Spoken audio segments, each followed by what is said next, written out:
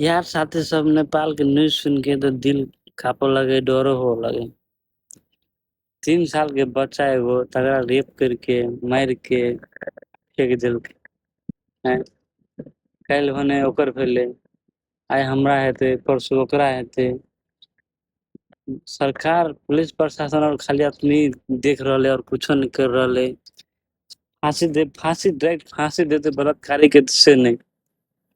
आब एहने 10 दिन भ गेले, सब बिसर देते, खलास। ई बात के गुण सब बिसर देते, तकर बच्चा मरले, तकर मर गेल। नेपाल में एहन एहन कानून। नेपाल में रहे छी अहाँ सब तो अपने बचा करू, अपने निक से चलू। लेकिन नेपाल के कानून एखन कुछो नहीं। अतनी केला चाहे छी हम।